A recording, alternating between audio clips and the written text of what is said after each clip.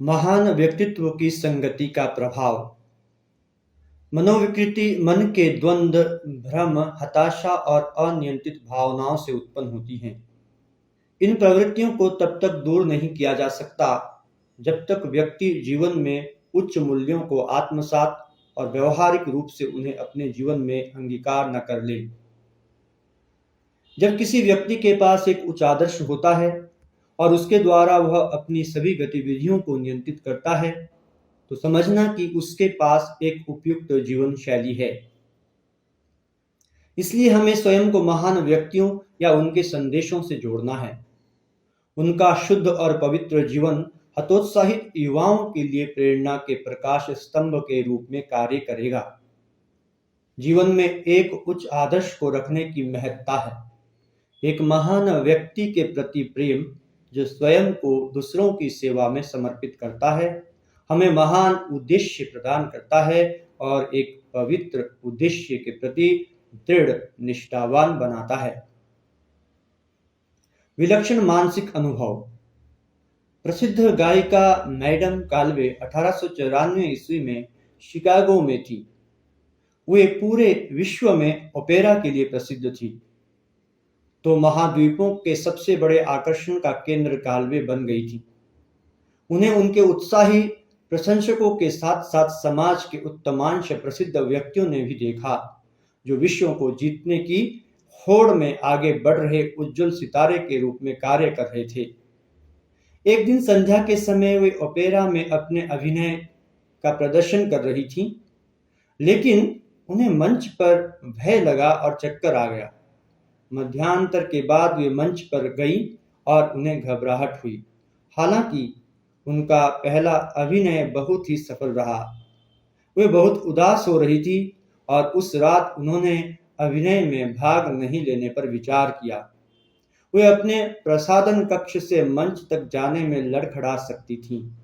वे स्थिर खड़ी रहीं, जैसे कि उन्हें लकवा मार गया हो, लेकिन मंच प्रबंधक ने उन्हें संभाला, परंतु उन्होंने बहुत ही अच्छा गाया। अपने दूसरे प्रदर्शन के बाद वे प्रसाधन कक्ष में वापस आकर लगभग बेसुध हो गई और उन्होंने प्रबंधक से अनुपस्थित रहने की घोषणा करने के लिए कहा। उन्हें सांस लेने में कठिनाई थी और वे बहुत उदास थी। प्रबंधक और उसके आसपास के लोग उन्हें अंतिम अभिनय के लिए मंच तक ले गए और उन्होंने अभिनय को पूरा करने के लिए अपने जीवन का सर्वश्रेष्ठ प्रयास किया। उनका प्रदर्शन उनके पूरे कैरियर के सबसे उत्तम प्रदर्शनों में से भी श्रेष्ठ सिद्ध हुआ और जनमानस ने उनके लिए जोरदार तालियां बजाई। मंच से बाहर निकलने के बाद वे अपने कमरे की ओर भागी और वहां बहुत लोगों को खड़ा देखा। उनका मन किसी आसन्न गंभीर संकट की आशंका से भर गया था। दुखद समाचार यह था कि उनकी एकमात्र प्यारी पुत्री की मृत्यु हो गई थी, जो उस अभिनय के दौरान जलकर मर गई थी। काल्वे बेसुध हो गईं। आत्महत्या करने का प्रयास। काल्वे अपनी बेटी से बहुत स्नेह करती थी। अब वे कैसे जी सकेंगी? उनकी सफलता की अभूतपूर्व विजय फीकी पड़ गई थी। उन्होंने झील में छलांग लगाकर आत्महत्या करके अपनी कष्टदायक पीड़ा को समाप्त करने का संकल्प किया। अपने शुभ चिंतकों की प्रार्थनाओं के बावजूद वे असहाय होकर नदी में तिनके की तरह भावनाओं के प्रभाव में बह गई।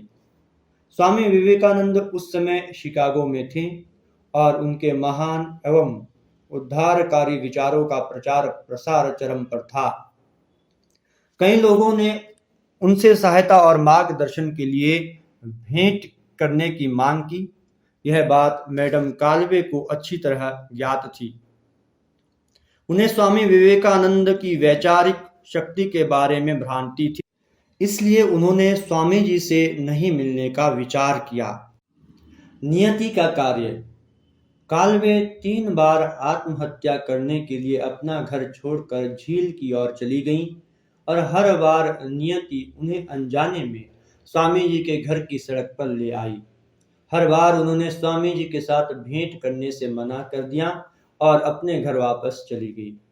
अंत में चौथी या पांचवी बार वे अनजाने में अचंभित होकर स्वामी जी के घर आई और एक कुर्सी पर बैठ गई। वे मानो स्वप्न की अवस्था में थी। तभी उन्हें बगल के कमरे से सांत्वना भरी वाणी सुनाई दी, आओ मेरे बच्चे, डरो मत। वे उठी और स्वामी जी के पास गई, मानो सम्मोहित हो गई हों। यहाँ मैडम काल्वे की स्वामी विवेकानंद के साथ पहली भेंट और स्वामी जी के उपदेशों का उनके जीवन पर पड़े गहरे प्रभाव का संस्मरण देना रुचिकर होगा। एक ऐसे व्यक्ति को जानना मेरे लिए सौभाग्य और हर्ष का विषय है जो वास्तव में ईश्वर के साथ रहता था। एक महान व्यक्ति, एक संत, एक दार्शनिक और एक सच्चा मित्र। मेरे जीवन पर उनका प्रभाव गहरा था। उन्होंने मेरे समक्ष नए विचार प्रस्तुत किए, मेरे धार्मिक विचारों और आभासी आदर्शों को विस्तारित और एकीकृत करते हुए मुझे सत्य की व्यापक सोच दी। मेरी अंतरात्मा उनका अनंत आभार व्यक्त करेगी। एक बार जब मैडम काल्वे शिकागो में थी, तब स्वामी जी व्याख्यान दे रहे थे और चूंकि काल्वे उस समय मनोदैहिक विकार से ग्रस्त और बहुत उदास थी, स्वामी जी ने काल्वे के कुछ मित्रों की कैसे सहायता की थी, यह देखकर उन्होंने स्वामी जी से भेंट करने का निर्णय लिया। जब काल्वे कमरे में उपस्थित हुई तो एक क्षण के लिए वे स्वामी जी के सामने चुपचाप खड़ी रहीं। स्वामी जी ध्यान की उत्कृष्ट मुद्रा में बैठे थे। उनकी आंखें नीचे की ओर थीं। कुछ देर रुकने के बाद ऊपर देखे बिना ही स्वामी जी बोले, मेरे बच्चे, तुम्हारा जीवन कितना कष्टकारी है, शांत रहो, यह आवश्यक है। तब शांत स्वर में, बिना किसी कष्ट के अलिप्त भाव से स्वामी जी ने, जो काल्वे का नाम तक नहीं जानते थे, उनकी व्यक्तिगत समस्याओं और चिंताओं के बारे में बताया। उन्होंने उन चीजों के बारे में बताया जिनके बारे में काल्वे के अति निकट के मित्र भी नहीं जानते थे। वह अपौरुष्य, अलौकिक लग रहा था। अंततः काल्वे ने पूछ ही लिया, तुम्हें यह सब कैसे पता है? किसने तुमसे मेरे बारे में बताया? स्वामी जी ने उन्हें अपनी शांत मुस्कान के साथ ऐसे देखा जैसे वे कोई बच्चा हो जिसने कोई मूर्खतापूर्ण प्रश्न पूछा हो। मुझे आपके बारे में किसी ने नहीं बताया है, स्वामी जी ने धीरे धीरे से यह उत्तर दिया। क्या आपको लगता है कि यह बताना आवश्यक है? मैंने आपको एक खुली किताब की तरह पढ़ा है। अंततः काल्वे का वहां से जाने का समय हो गया। जैसे ही काल्वे वहां से उठकर जाने लगी, स्वामी जी ने कहा, तुम्हें सब कुछ भूल जाना चाहिए। आनंद में मग्न रहो और प्रसन्न रहो। अपने स्वास्थ्य का निर्माण करो। दुख के आने पर जीवन में एकाकीपन मत लाओ। अपनी भावनाओं को किसी शाश्वत अभिव्यक्ति के रूप में रूपांतरित करो। तुमको जीवन में इसकी आवश्यकता है। तुम्हारे कौशल को इसकी जरूरत है। मैडम काल्वे स्वामी जी को छोड़कर चली गईं। वे स्वामी जी के शब्दों और उनके व्यक्तित्व से बहुत प्रभावित हुई। ऐसा लगता है कि मानो उन्होंने काल्वे के मस्तिष्क से उनकी सभी गहन जटिलताओं को खाली कर दिया है और उसके स्थान पर अपने उन्नत और शांत विचारों को रख दिया है। उनके प्रभाव के कारण काल्वे एक बार फिर से प्रसन्न और जीवंत हो गई। यह स्वामी जी की शक्तिशाली इच्छा शक्ति के कारण ही संभव हुआ। स्वामी जी ने किसी सम्मोहक या मंत्र मुग्ध करने वाले माध्यम का उपयोग नहीं किया। यह उनके चरित्र, उनके उद्देश्य की पवित्रता और तीव्रता थी।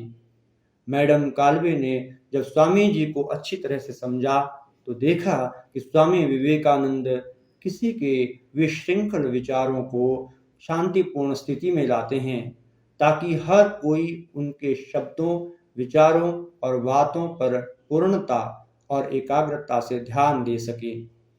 युवाओं, यदि जीवन की इस यात्रा में मन में द्वंद्व और चिंता के कारण हताशा, भ्रम तथा विभ्रमित कर देने वाली भावनाओं से विकृत मानसिकता का उदय होता है।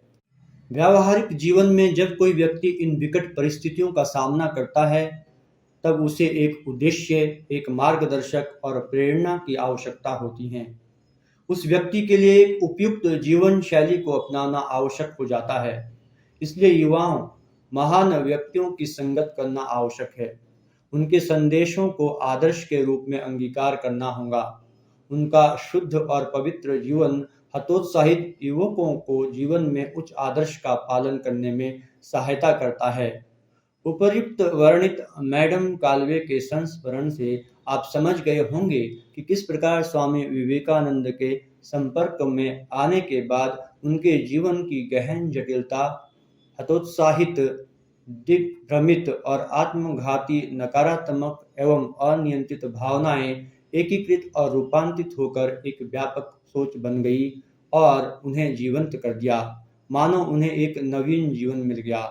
अतः महान व्यक्तित्व की संगति किसी व्यक्ति की विकृत मानसिकता पर गहन प्रभाव डालती है, जिससे उसका संपूर्ण जीवन ही रूपांतरित हो जाता है।